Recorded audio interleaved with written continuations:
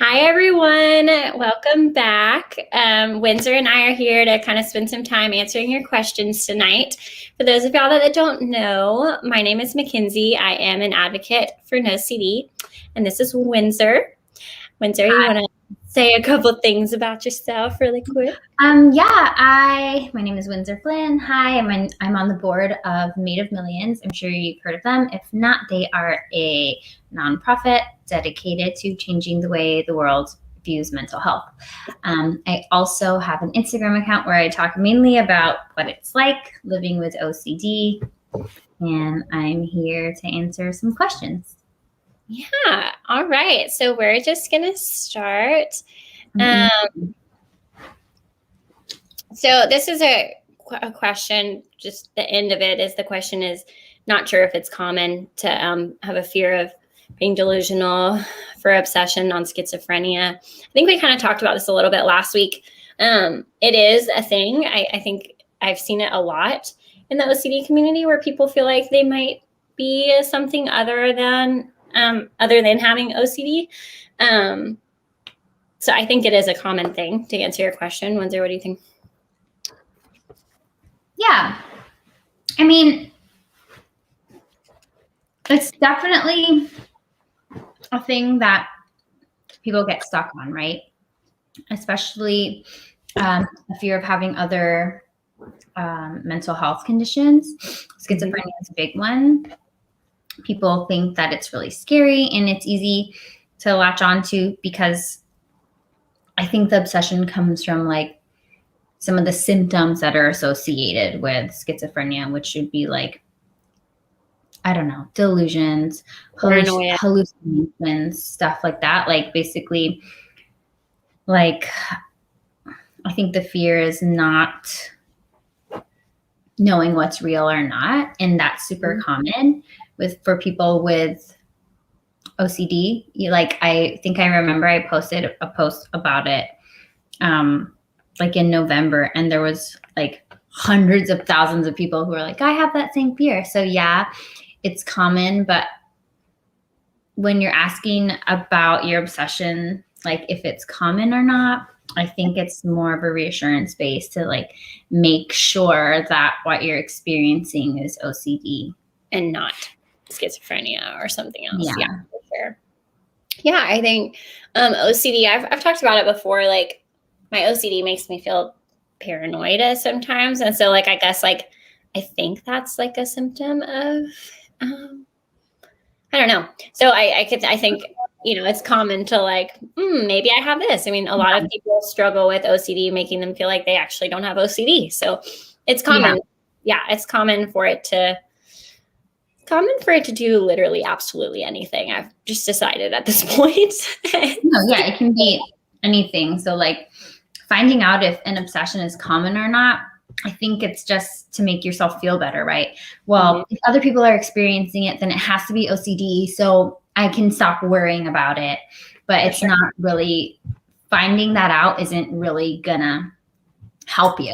It will help you for a few minutes. You'll feel better, but then you'll have some other sort of uncertainty about it because that's what your obsession has latched onto. Yeah. What's the next question? What's the next question? I just kind of clicked on this, but semantic, experiencing, hyper aware of, breathing, blinking, swallowing, even trying to be aware of the exact moment when I fall asleep. So I didn't know that this was OCD either, but have you ever been like, you do that thing where it's like, where you realize like, like breathing or like swallowing or like something, and then you get so like focused on it and you're like, do I really do this all the time and not know it? Like, I mean, I don't know. Is that OCD? Sorry, I was trying to try this light, but it's not a thing. I feel like when you get stuck on it, yeah, this is like a form of OCD, because not all obsessions have to be, or even taboo, or they're not even necessarily bad or scary. Like people can become obsessed with just a neutral image in their mind, or like be scared of looking at billboards because they'll see that billboard over and over, or maybe get a song stuck in their head. So something like somatic experiences, breathing, blinking, swallowing, this is common too. And I'm glad that this person brought it up, because when we talk about OCD, this is kind of left out because it doesn't leave the sufferer wondering about their identity or that kind of internal suffering in that way, but it can be extremely distressing to be always noticing every time you blink, swallow, breathe. Sorry, you're going to. Me too. And I have been there where you focus on things so much and you're like, even like saying my name multiple times, and then you're like, it doesn't even sound like my name anymore. Have you ever done that? It's like such a weird feeling when you're like, I don't know. It just doesn't, I don't know. Yeah, I do that a lot with my name, especially because I feel like it's so weird to say. And then I'm like, do I even say it right? Do I know how to say my name? You have a fun name. OCD is making me feel like I'm going to have this thought forever and it's never going to get over it. Is this normal? Logically, I know this isn't true and has happened before, but it doesn't stop the anxiety. Yes, it is normal. Very normal. It's so funny because in the moment when your OCD latches onto something, it really does feel like it's never going to go away. And that anxiety is so high in Windsor. And I have talked about that before. I think the coolest thing about ERP therapy is becoming self-aware that that anxiety is going to rise, but it also falls. And I talk about that a lot. Like when my contamination OCD was at its worst, like cancer was going to kill me on Monday. So then my OCD got over cancer, and, my thyroid was going to kill me on Friday. It jumps. Once it loses your interest, it jumps to something else. And it's very normal for that to occur. I think also, as long as your focus is on that thought, and as long as you're resisting that thought and trying to keep track of whether or not that thought is there, then it's going to stay there, because what we resist persists. And the best way to have a thought leave your mind, or for you not to care about it as much, is to just let it be there, as counterintuitive as that sounds. The way to get over something is to be like, okay, whatever. If I'm going to think about it, I'm going to think about it. And then it's kind of like the pressure relieves itself. Not automatically, of course. You have to do work around that thought or obsession. But as long as you're actively thinking about that thought and how much you hate it, it will probably stay there.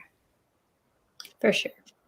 I meant to say this in the beginning and now I forgot, but just a reminder, Windsor and I are not therapists. We're just advocates, and we like to tell, make you guys feel a little less alone and more understood by sharing our stories. I always mean to say that in the beginning, and it always slips my brain. Confession OCD. I keep wanting to bring up every single detail from any regret, past mistake I've made. I don't know if this is a specific subtype, but my OCD makes me want to confess thoughts all the time. What do you think? I feel like people just want to put a name on it, their content in front of the word OCD, because it makes them feel better. But not every obsession or intrusive thought has to fall into a category. Right. And I don't think confession OCD is really a thing. Confessing is a really common compulsion. Yeah. So the confessing is a compulsive behavior that's probably trying to relieve yourself of any regret that you have from the past, right? So it's every single detail from any regret, past mistake I've made. So the confessing is a compulsion for whatever OCD is going on, whatever theme. Yeah, that's a good point. I think making everything sound like a theme makes us feel better, because it puts a name. Yeah, but it's not like a thing. Which I hate, because it's a way for people to feel like, yes, I have this disorder, I can relate to this disorder. But it also, I feel like once you learn more about OCD, and it takes time, of course, you realize that the subtype is just fluff. Yeah, we talked about it before, themes. all the same patterns, because it's not even necessarily the compulsion. It's not about what compulsion you do, because anything can be a compulsion. Like this, the confession, the confessing part is very compulsive. And it's not about the thought, because you can think about anything and you can be obsessed with anything. It's just about the relationship and the cycle that you're in because of it. Yeah, I think we've talked about that a lot too. Like I have a love-hate relationship with themes or subtypes because of these reasons. Like they're good for some things, but they're also, I feel like some of the names are stigmatizing. I feel like, if you feel like, oh, if I can't put a name to it, then I don't have it. And that's not, not every thing that OCD does or makes you have an intrusive thought about is named specifically. Like, it's just not, not a thing.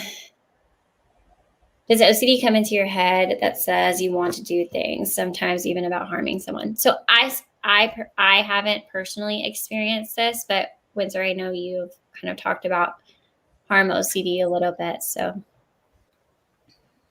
yeah, so I mean, and I know all these questions are just because people really want to understand like the different forms of intrusive thoughts. So intrusive thoughts can be images. You can have intrusive thoughts that, are phrases like you want to kill that person or kill that person, right? Intrusive thoughts can look like anything. You can also have intrusive urges or what feels like an intrusive impulse. So the short answer is yes. I know. I feel like I keep giving you the questions where it's like, oh, this is reassurance, which it's not to pick at you guys at all, but it is OCD, especially we're talking about anything can be a compulsion. I feel like Ant's asking questions and, in webinars like this is a sneaky way for OCD to come in with a compulsion. Oh, I'm just asking a question for this, but really it's very easy for your OCD to come out and be like, haha, just kidding. Like, this is reassurance. So, and to like piggyback on that too, I feel like reassurance in the beginning is really important because there are so many questions with OCD. So you want to make sure that like this is a good question, because at first when I was suffering from my really intense harm thoughts, I would have intrusive thoughts like that. Just kill them already. You should just do it. And I'd be like, oh my gosh, is this a command from me? Like, am I like making things up, or is this a command from something else? And it got so confusing because I didn't know that all those things are just thoughts too. So thoughts can come in any form, and it's important to know the difference, obviously, between an intrusive thought like this or like, I don't know, I could probably trigger someone by whatever I'm going to say, but like an outside voice sounding command. But like once you know that intrusive thoughts can come up in all these different ways, then the repetitive asking about it would become reassurance seeking. But I think in the beginning, when you're just looking for clarity, it's really important to get those straight answers.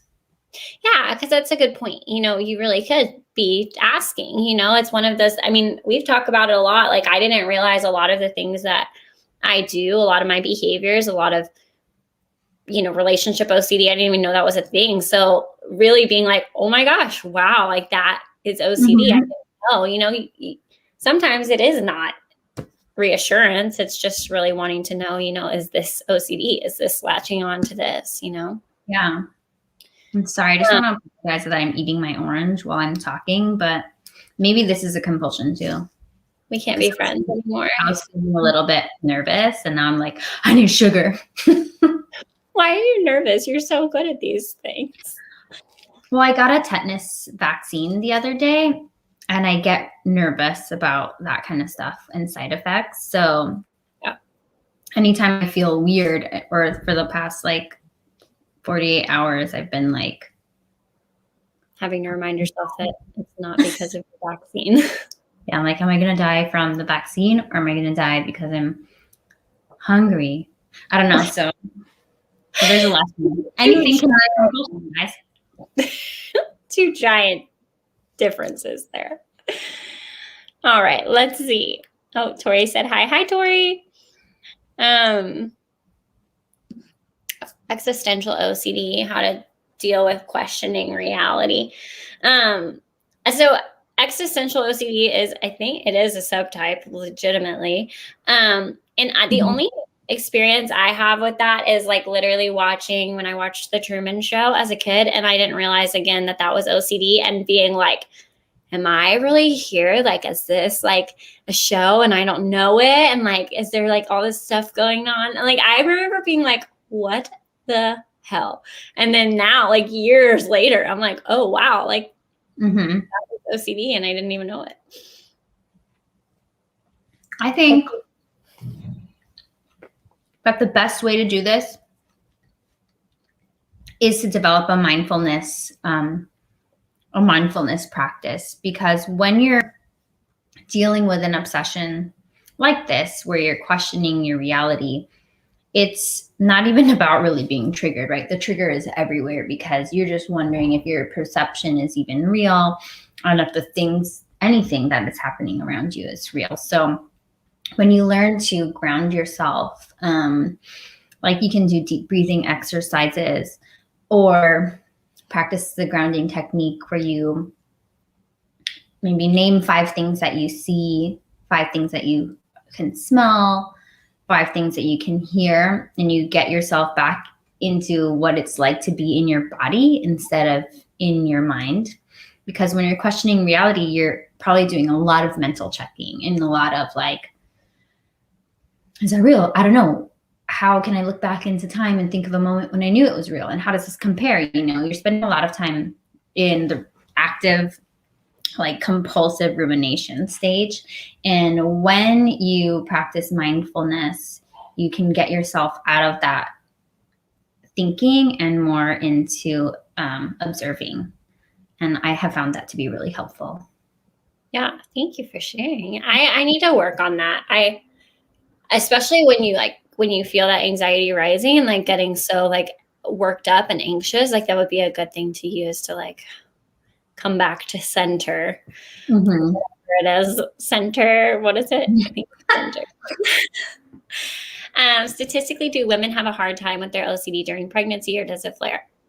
Statistically, I don't know. I had a much harder time with my OCD during pregnancy. Well, there's actually some like facts about this. Yeah, like I think it's like 4 to 6% or 10% or something like that of pregnant women or postpartum women are going to have symptoms of OCD. I don't know the exact number, but the answer is yes. Like it's measurable. And that's why there's a lot of like motherhood groups that talk about this, because like they often lump the OCD in with anxiety. It's not usually in its own category for a lot of postpartum or antepartum. Is that what it's called? Whatever. When you're pregnant, perinatal. Yep, there you go. So perinatal and postpartum will have like perinatal postpartum depression and anxiety / OCD, because usually the OCD is just like, I don't know, they haven't given it its own category. I don't know why, but I think it deserves its own because it is different from just generalized anxiety. But yeah, it's a thing.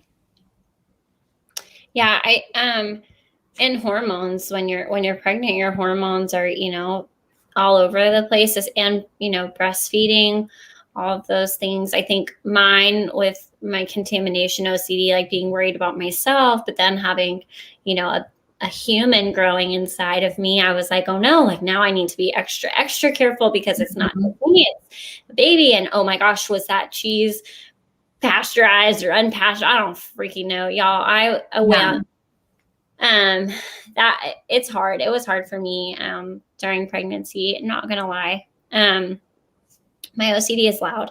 And then I didn't want to take my medicine because there's like a small chance that it's considered safe. I'm almost positive SSRIs are considered safe during pregnancy. Yeah. They're actually recommended Because anxiety can do for women who are pregnant, because like as much as they don't want to stress people out by saying, being stressed or anxious or sad can harm your baby, it can, though that has adverse effects too, as well as an SSRI. So you really have to just kind of measure those risks. And they have like I hadn't even heard of this until recently, but they have special like pregnancy psychiatrists that know all about dosing and all about that, because using medication during pregnancy and breastfeeding has been so highly stigmatized. Like women who are suffering don't even want to hear about it, and they think they can't have children when it's totally possible. And if you find a psychiatrist that knows about this, I know the Motherhood Center in New York has psychiatrists that are specifically trained, and they specialize in treating pregnant or lactating women, and they can subscribe or prescribe medications with all that extra knowledge. Subscribe to my Lexapro. Subscribe to my channel. That's good information. I did not know that. So yeah, I didn't know it either. Just learned it this year, and I was like, whoa, that would have been setting it up, because women need medication. And you can have a mom, but like, what good is your mom if she's like so mentally struggling and can't function, Yeah, for sure.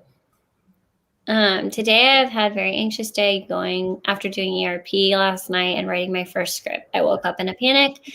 Last night, is this normal to have an increase in anxiety at first? Yes. If you're doing ERP therapy right, you will have lots of anxiety. I think I sound like a broken record, but the coolest thing for me was realizing that anxiety goes up, but it also comes down, and it's almost like powerful to become self-aware of that, right? You feel like you're gaining your power back, because it's like, I see you. Like, I know you're going to work me up, but I also know that you're going to go away.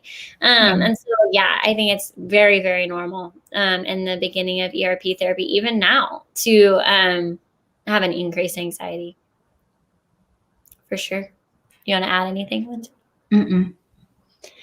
I can't. So sorry. Okay. Is it normal for intrusive thoughts to have changing details? I struggle with intrusive thoughts that cause doubt about the past, and I start to refuse reaction, and the details change again. You want to go? I just want to say that any question that starts with, is it normal, is likely reassurance seeking. Yes. Agreed. So I'm going to take this off, but I will say that OCD is ever changing. And so for me, if I'm thinking about something in my mind and I like become okay with it, I accept that unsurety. You can tell we have kids. What time is it at your mom brain right now? Like your brain is giving if I accept that uncertainty, then it's like, ooh, but you forgot this, and it like adds something else in. So, I mean, OCD is always looking for a way to stump you or to suck you back in. You'll kind of fight it off, and it's like, one more thing, of course, that's the name of the game for it, for sure. Yeah. Let's see. There's so many questions. This is like a test. We're being tested. I have an intrusive thought whenever I see a family member. I shiver in disgust when I think that it could be proof that the thought is not really how I feel, but could it be a compulsion too? Yeah, absolutely. Yeah, like as much as you're gross. Yeah, like if you don't, you're accepting that person is like okay or something. Yeah. Maybe? So there could be a couple compulsions here, which is really interesting because, like, let's say whenever you saw this family member, you got these intrusive thoughts, right? And then you became so used to it that now whenever you see the family member, you anticipate the intrusive thought, and then you can kind of conjure it up yourself. and to have these intrusive thoughts. So that is could also be what's happening, and it could also be a compulsion. Like if you don't think something like you don't, maybe it doesn't automatically come, but you're like, oh, and then now that you're like, because you're waiting for it, so you're noticing it, then it comes. Yeah. So that's like a compulsion. And then also shivering in disgust, could definitely be a compulsion too, because I definitely do that. I'll have a harm thought and I'll be like, if you don't negatively react to it, it means you like the thought, right? Yeah. Like, is that what yours would do? Yeah, exactly. So sometimes I'll be like, oh, like just hitting myself, and it'll be like out of nowhere. And I feel like if I'm in public, people would notice. But like, I know it's a compulsion because if I'm at a store, I will not like do something like this. But if I'm at home and I know no one sees me, I'll sometimes like do that because it's proof. Like I'm showing to everyone, and I'm proving to myself that this is an absolute no for me. And so, yeah, I think that it could be a compulsion. Yeah, I agree. I think I'm laughing at you because I never, like, that would be something I wouldn't catch. But now I'm like, yeah, if you have this thought, and like, even if it's like outwardly and people are like, what the fuck are you doing? Because I don't do that in public. Like I used to have intrusive thoughts all the time, but I wasn't at the playground being like, making faces. But at home, sometimes if I'm alone and I'm having a really like, I would say kind of touchy week, I will do that. And for me, if I thought something bad or like off or whatever, I would always have to say, anything bad I say or think, I don't mean. And I'd have to say it like 30 times in my head. That was my compulsion. And so, and like, internal compulsions are sneaky because you really like have to be so self-aware. Like, oh, wow, like I'm doing this, and because it just comes second nature once you, realize, like, especially like one of my first, ERP things, because I started off easy, was like, if I ever said like, oh my God, and I said God's name in vain, like the Catholic guilt came out in me, and it was like, okay, like you have to say like, I'm sorry for saying the Lord's name in vain like 3 times. And if I didn't, something bad was gonna happen.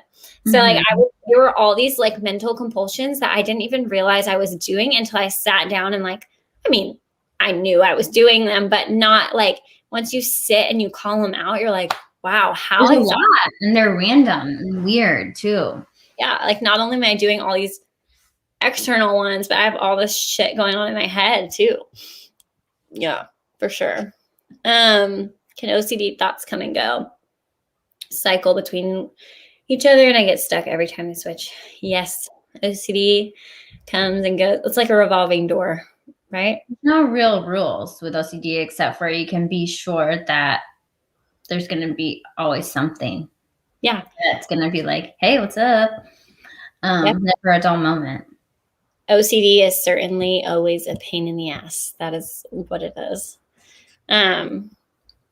Sometimes my contamination OCD causes issues in my relationship. I'm laughing because the same.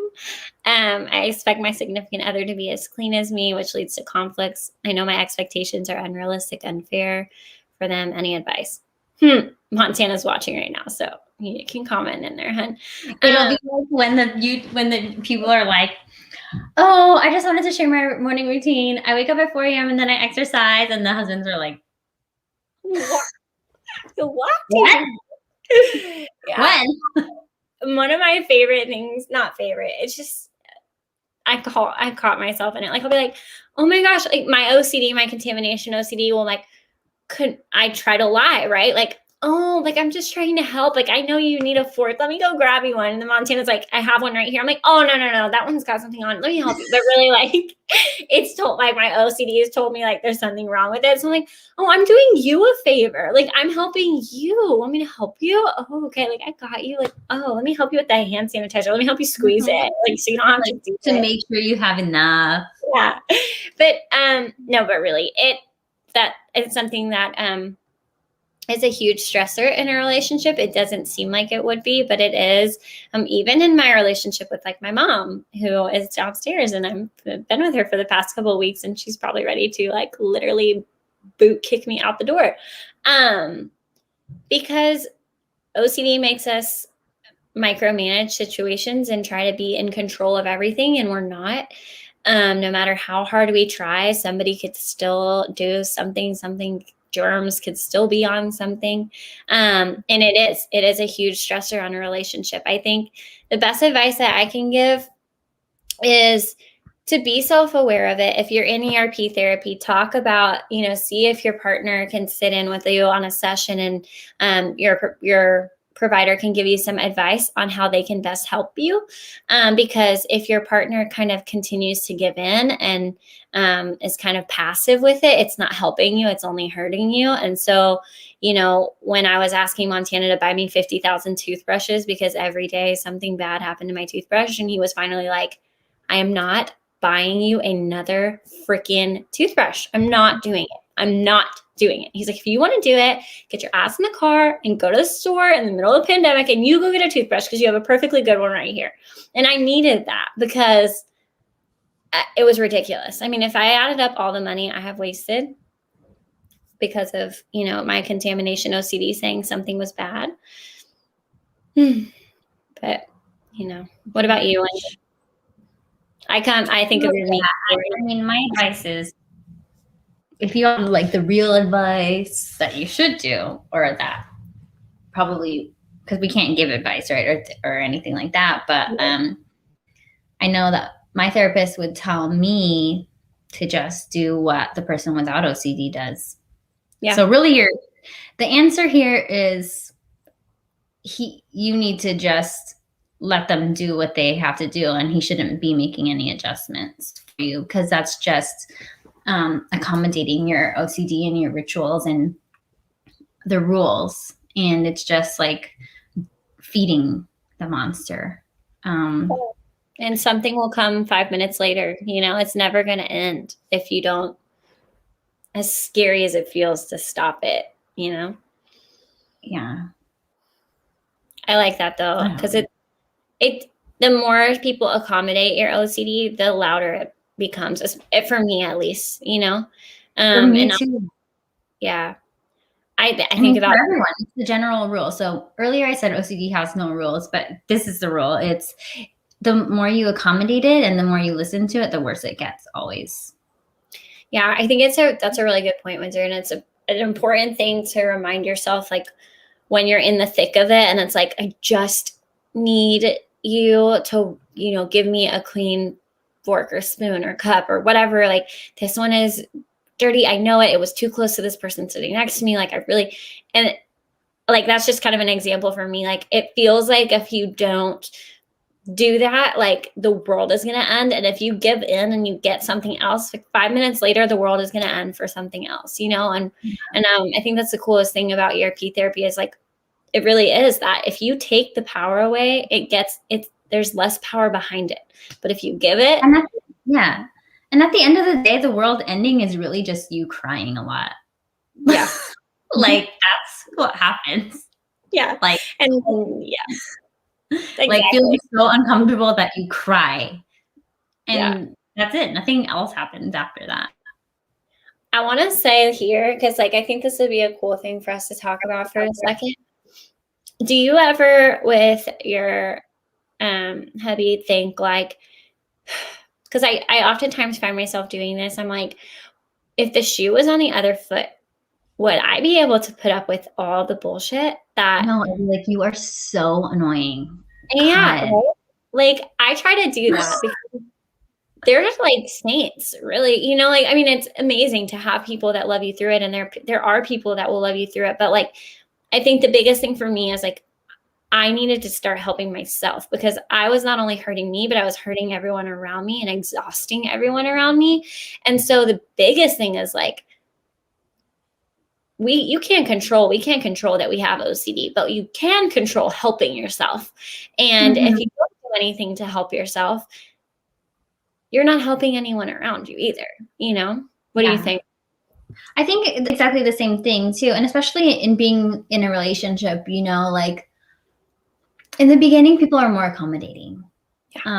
Plus they think everything you do is cute, but they also, what happens is, as you get older and as you continue not treating your OCD, it gets bigger and bigger. So what used to be like, maybe for me, oh, I'm a little nervous to drive, turned into, I don't want to go on this road trip that we've been going on every year, that your family has been going on for 20 years. I don't think we should go. And him being like, okay, no, it's just out of hand now. Like, people drive in cars. That's like, what goes on in the world, you know? So I feel like tough love is needed. Tough love works a lot better. I know my husband at times has like put me in situations where he's just like flat out said no. And even though I was crying, please no, he was like, no. He did the same thing that Montana did. He was like, I'm not going to take you there. Excuse me. Yeah. Like, I'm not taking you there. If you want to go, you can figure it out yourself. Yeah, like, because it's true. And it's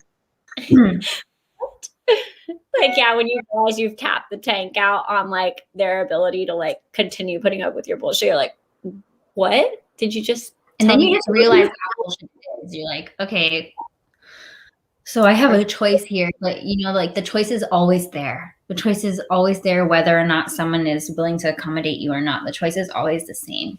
Either you do what you want to do and what brings you closer to your values, or you let OCD win.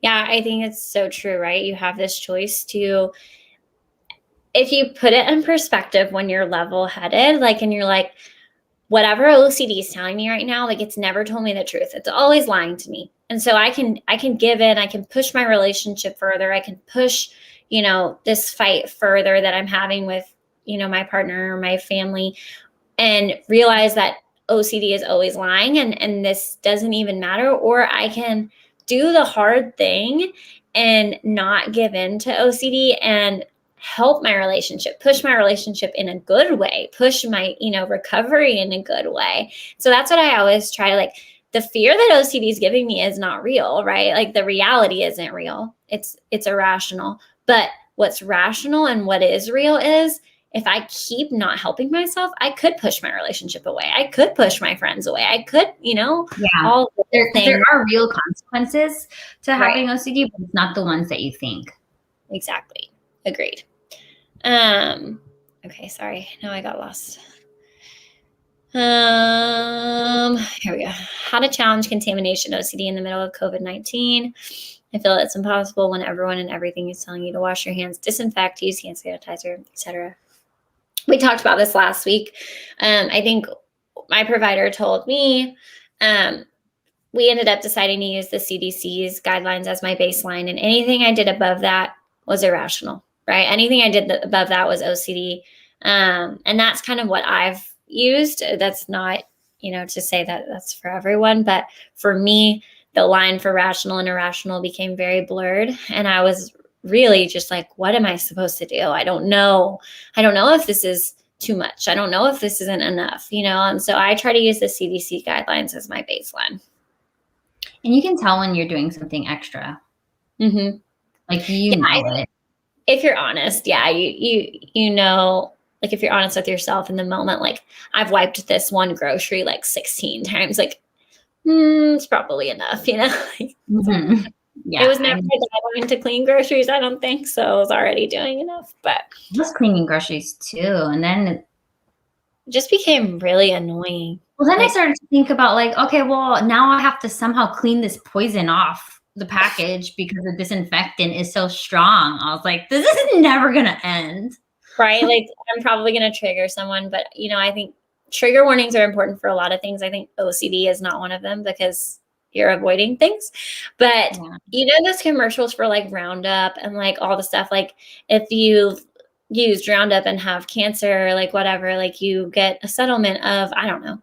And somebody was saying to me the other day, they're like, yeah, 10 years from now, there's going to be one of those commercials. It's going to be like, if you sprayed Lysol or you used Purell or Germ-X or like XYZ, like, you know, during COVID-19. And I'm like, shit, like, you know, and I'm like, oh no, or all the things I'm doing, like, you know, but it's just one of those like maybe moments. I don't know. There's always something. But yeah, I think just sticking to the guidelines or doing something once. You just have to look around you and do what the people are doing. You know, obviously not the person who's not doing anything at all, Right. but you want to pick someone to model your behavior after, like the most regular, safe, but not overboard person, you know, and you can like, that's what I do. Yeah. My mom said something to me tonight where she was like, I might not do things exactly the way you do them, but that doesn't mean that I am not careful. It doesn't mean I am not going to protect, because I was talking about something with my kids and she's like that I wouldn't do anything to protect my grandchildren.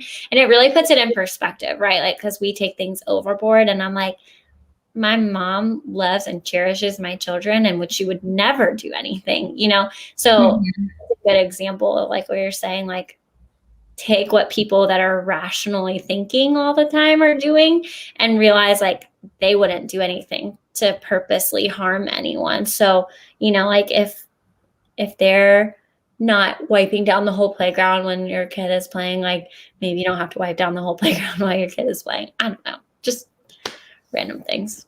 I don't know. I have so much to say, but it won't be helpful. Let's go to the next question. What? No, because I think I'm like, yeah, that's a great idea too. I never thought about that, to disinfect the playground before they play. I know. Well, I'm saying it because it was I'm like getting lots of ideas of things that I shouldn't do. It was something I tried to do just for like, I was like, maybe there won't be enough people and I can just kind of Lysol wipe the whole playground. Really. They do that in preschools though. So, I mean. Yeah. I mean, yeah. Okay, yeah. But it is weird to do that. It's like when, you know, okay, let's move on. It's outside. So it's like, you know, I don't know. Okay, I'm moving. Okay, I didn't read this, but I have no sexual desire to do things with guys, but my thoughts make it so real. I have never been attracted to guys before, and the thoughts don't make me happy in any way. Can you become your worst fears? So I will say reassurance seeking, like they're just written all over it, right? Because I feel like if we're talking about like confessing, not to pick, but like feeling the need to like write all of that out and like, you know, what do you think? Am I on the right? Like it just, I think answering this would do you more harm than yeah. And also, you just have to, when you have feelings like that, and you're trying to rationalize it in your head, something that's really helpful to do is to welcome those feelings, right? The anxiety you feel, the urgency that you feel to figure it out right now. You just say, hey, I'm feeling like I need to know this right now. I'm feeling like this problem makes me really anxious. These are all ways that we're acknowledging the intrusive thoughts and we're affirming how difficult it is in the moment, right? And then you can answer that with, you can do like a non-engagement response, like, oh yeah, that makes me feel really anxious, or that is an anxiety provoking situation, or, you know, maybe I won't know the answer to that right now. And then likely all those statements will cause you to feel really uncomfortable and bring up a lot of anxiety, but you're not inviting any more to the conversation, right? It's kind of stopping it right there. There's no reason to go around and around. Yeah, and there's no reason to try to like, I don't know. Yeah, you did a good job answering. I don't know why. I just, I think you can pick your OCD out when something feels very urgent. Like you have to have an answer to this question right now. And when you feel like your like wheels are spinning and if I don't get an answer, like the world is going to end, that's a good way to call OCD for what it is, right? Mm-hmm. Windsor, you've told me that a lot, is like when there's that pressing urgency behind it, that's when you can be like, okay, well, that's OCD, you know? It feels like so important, you know, right. Like, yeah, I know, there's so many examples. I keep getting lost. Sometimes when I meet new people, I have a hard time with casual conversation because my obsessions increase from nerves. How do I explain to someone new what's going on without reassurance seeking? let me know when you figure it out, because I do that. No, I'm just I feel like for me, OCD was like, ooh, like this person doesn't know you, like they have no idea, like this is a perfect opportunity for you to be like, oh my gosh, like this happened and this happened, and you know what I mean, like that's normal, right? Like a clean slate for you to like try to project your OCD onto. Like this one doesn't know my bullshit yet, like let's go here. Yeah. Do you have to explain? I mean, I always think when you're meeting new people, like how there's no rules on what you need to explain to them and what. My name is Mackenzie and I have obsessive compulsive disorder. Yeah, like unless you, I feel like sometimes explaining yourself is a compulsion in itself, because like you can notice yourself feeling weird and then you start thinking, oh, do they think I feel weird? Well, I want them to know that I'm not actually weird, but it's because of this. And like there comes a point where you just have to feel your feelings and that's it. You have to feel your feelings, and whether that feeling is this person is going to think that I'm being weird because I'm anxious, then feel that feeling. And that's okay, because that's also, just because you think something doesn't mean that it's true, right? You can think that someone's noticing and they don't. There's been so many situations where I've been like so nervous and felt like I was being such a weirdo, and the person's like, oh, I couldn't even tell. It's like everything feels real with OCD. Every thought feels really real. And sometimes it is okay to say, I'm feeling pretty anxious right now. And you don't have to say anything else. And you don't have to say like, can you please make me feel better? You can just say, I'm just letting you know that I'm anxious. But I'm trying my best to pay attention to you, or I want to engage in this conversation, but I'm having like a moment or something. Like if you really have to say something, depends on the situation. For sure. I did that the other day when I was getting my hair done. I could feel that like OCD stare coming on, where I'm like so in my head that like, and I realized that the girl that was doing my hair had asked me like a couple questions, and I was like, shit, I don't think I like answered, or I don't think I even like responded correctly to the question. And I was like, you know what? I was like, I'm so sorry. Like I left my kids at home, and I'm just like in my brain, like worrying about, I'm just really anxious, and I'm so sorry. Like, let me like be present. My bad. But I didn't say like, oh, I'm currently wondering if my mom's washing the girl's hands the way I would, or if she's, cutting the food small enough so that they don't choke. They hold it correctly. Yeah. Like all these, like I didn't tell her all the things that were going on in my head, but I was like, oh, right, like I'm anxious, I'm not present, like my bad, and then forced myself to be present. That's a good point, Windsor. I like that. So have you named your OCD before? Have you? No, I haven't, but I love this idea. I mean, I know that like Sean, is it Chinook? I don't know. But Draw Your Monster, he like draws them out and gives them whole personalities and everything. I love that idea. Yes. I named mine Karen. Oh, sorry. Hold on. My child is 1 second, y'all. Mom live. Hold on. Okay. So while we wait for her, I love the idea of naming your OCD, because then it gives that separation from self, and which is something that's super helpful. Like instead of thinking like, I really need this table to be straighter, or I really need that painting to measure correctly, right? When you name your OCD, you can make the distinction that it's your disorder and not what you actually think and believe. Yeah, I named mine Karen for a long time, and then somebody said, like that could be offensive to people with the name Karen, and I was like, wow, like I never thought of that. And then my OCD latched onto that, and I was like, wow, think of all the Karens you probably offended. And I was like, dang, like it just found another like loophole back into it all.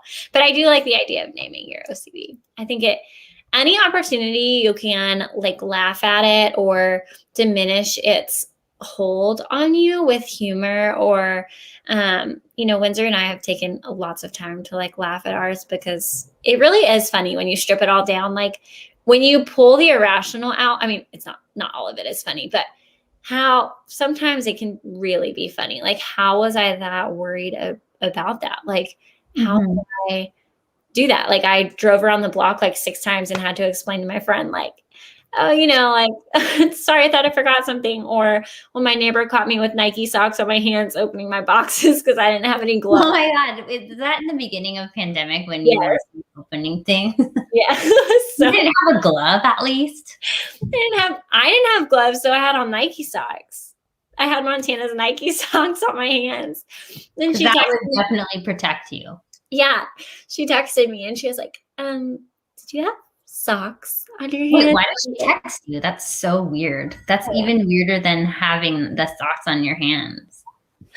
Nosy neighbors. But yeah, it was one of those things. I was like, wow. There's nothing worse than when someone catches you in your OCD bullshit. I swear, it's like one of the most embarrassing things. But it's just kind of, I just roll with it. I'm like, yeah, I had socks on because I was afraid to touch the box. Like, had to do something, Yeah. But let's see.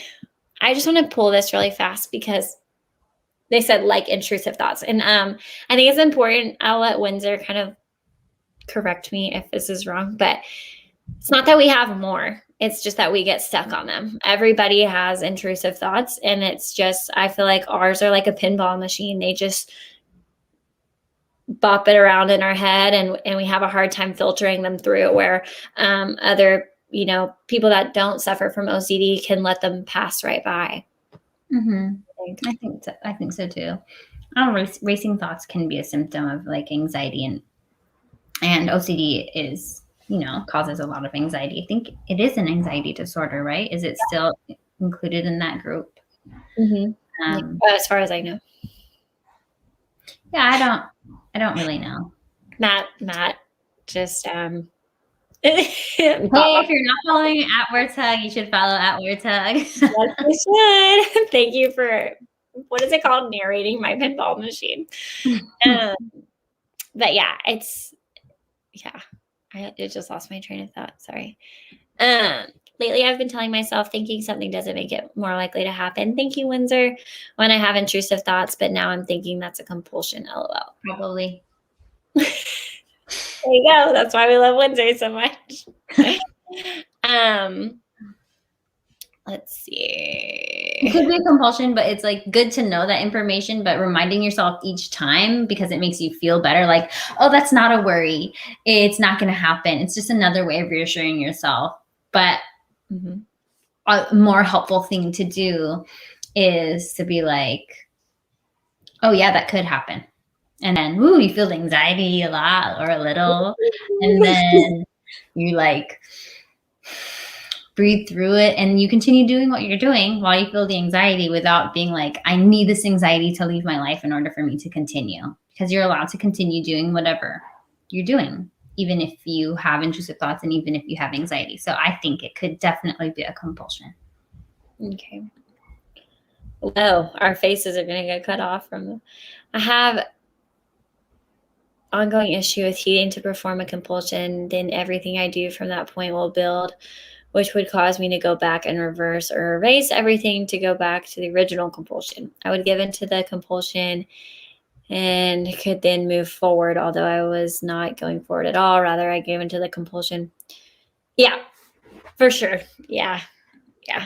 I did this thing the other day where I gave into a compulsion because recovery is not linear. And then I was like, wow, what if something bad is going to happen because I wasn't strong enough to not give into the compulsion? If I would have just not done the compulsion and not done it, then I would be okay. And I started to ruminate over that, which, was and it just never stops. Sometimes it doesn't. Do you ever do that where you're like, damn, like I gave in, like maybe it wouldn't be as bad? Like the other day I made John drive me somewhere that I totally could have driven. Yeah. And then afterwards I was like, oh no, I'm blowing it. I'm just, all these bad things are going to happen. And I don't know. Yeah.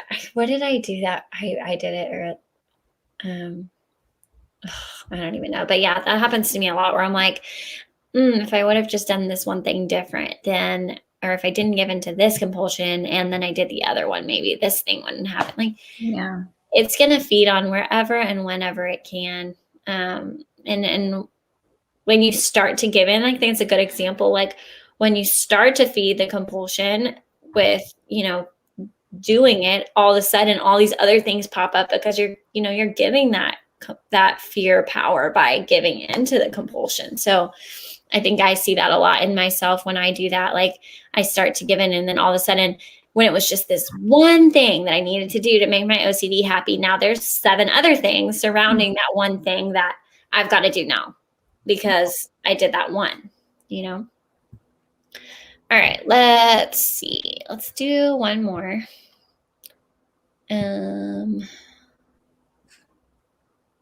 So somebody asked us like simple tips to help with OCD, which obviously that would be best to talk about like with your provider and go over a plan that's best for you. But I think, Windsor, maybe we could just end on like, what's one thing that really helps you with yours when you're in a really bad spot with your OCD? I love mindfulness and just accepting the present moment. Like, okay, so this is really hard, and observing that and making room for that without having to change the situation immediately.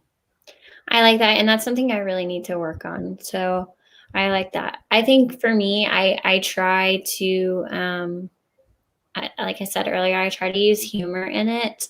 I try to give myself like room to laugh at it, because then it just sometimes doesn't seem as scary. If I find somewhere to laugh at it, it takes its power away. I think any opportunity I have to take some power back from my OCD and give it back to myself, that's a really good thing.